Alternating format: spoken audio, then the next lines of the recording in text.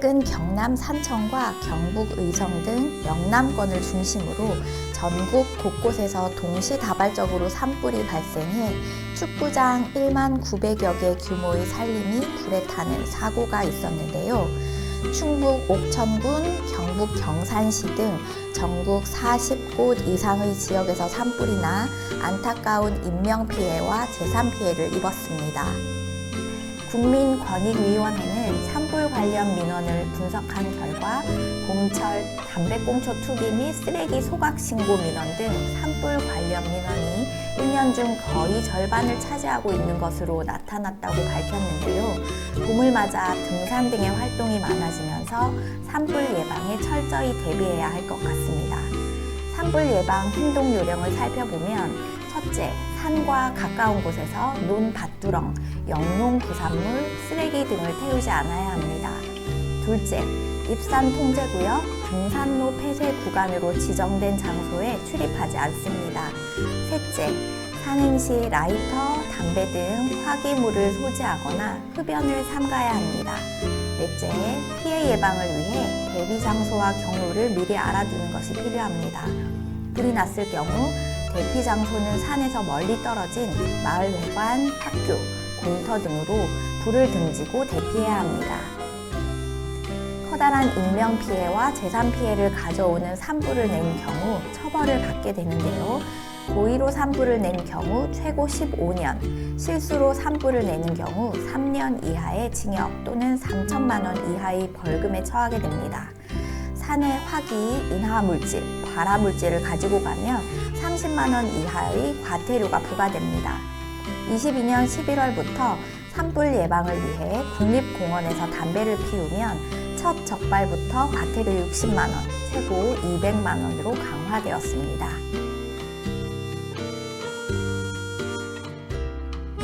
해운대구는 청년 창업자의 경제적 부담을 덜어주기 위해서 청년 창업자 일차료 지원 사업을 시행합니다.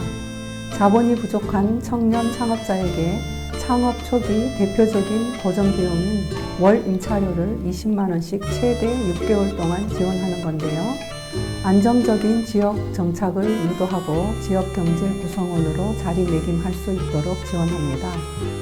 지원 대상은 1985년 1월 1일부터 2006년 12월 31일에 출생한 19세부터 39세 청년으로 해운대구의 사업장을 운영하고 있어야 합니다.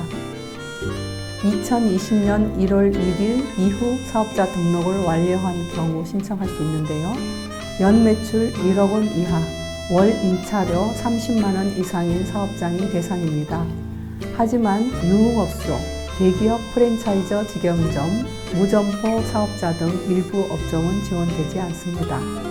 배우자나 직계 존비속이 임대인인 경우 다른 기관으로부터 임차료 지원을 받는 청년도 신청할 수 없습니다. 지원을 원하는 청년은 4월 18일까지 해운대구 청년 플랫폼인 해청이랑과 구청 홈페이지 고시 공고란에서 신청 가능합니다. 선정자는 서류 심사를 거쳐 5월 중에 발표할 예정입니다.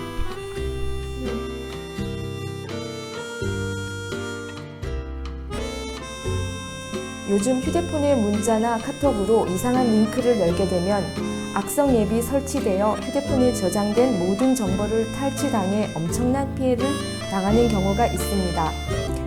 이러한 스미싱 링크는 함부로 열지 않아야 하는데요. 표시한 링크를 클릭하는 순간 악성 앱이 설치되고 엄청난 피해를 당하게 됩니다. 모르는 번호로 문자 메시지를 받은 후 나도 모르게 URL을 클릭하였을 때에는 즉시 휴대전화는 비행기 모드로 변경하고 주위 다른 사람의 휴대전화를 빌려 은행 고객센터에 연락합니다. 휴대전화가 이미 해킹당했을 수도 있기 때문인데요. 즉시 계좌 지급 정지를 하고 112에 신고해야 합니다.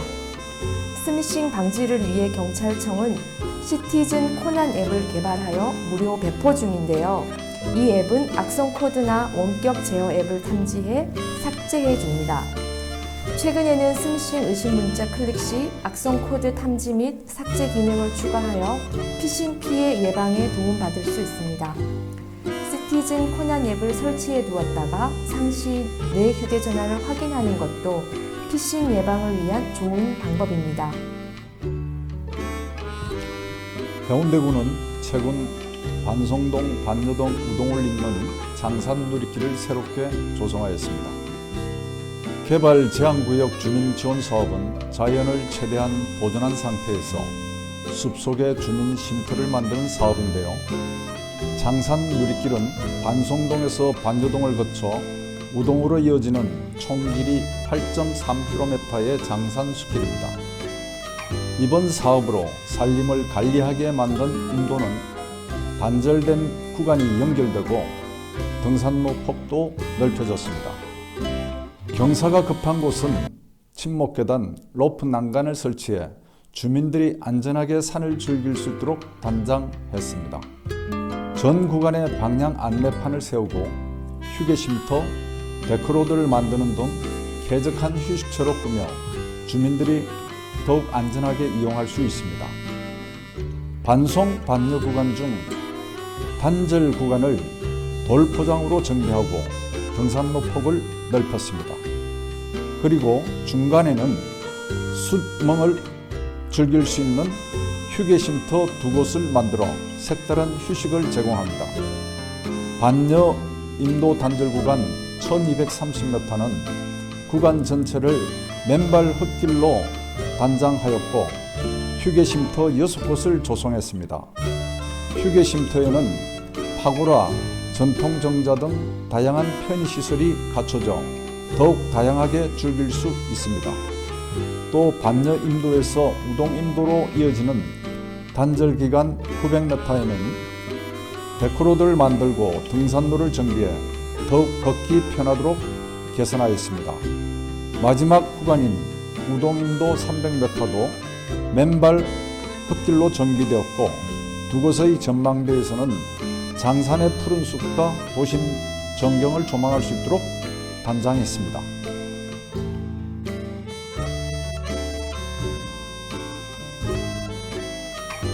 갑자기 쓰러진 사람에게 심폐소생술을 시행해 귀중한 생명을 구했다는 보도 많이들 보셨을 텐데요.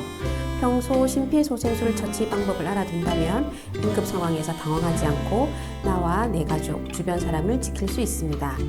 해운대구 보건소는 응급 상황에 대처할 수 있도록 4분의 기적 심폐소생술 교육을 운영합니다. 지난달 13일부터 운영하는 심폐소생술 교육은 오는 10월까지 매달 한 차례 열립니다. 응급 상황에서 심정지 환자의 생존율을 높이기 위한 이번 교육은 대한즉십자사 전문 강사가 진행하게 되는데요. 심폐소생술의 중요성과 심정지 상황 시 최초 발견자의 행동 요령, 자동 제세동기 사용법, 실습용 마네킹을 활용한 가슴 압박 소생술 체험 등을 배울 수 있습니다. 심폐소생술 교육은 주민 누구나 참여할 수 있는데요. 신청은 해운대구청 홈페이지 통합 예약 사이트에서 하거나 전화 051-749-7584로 하시면 됩니다.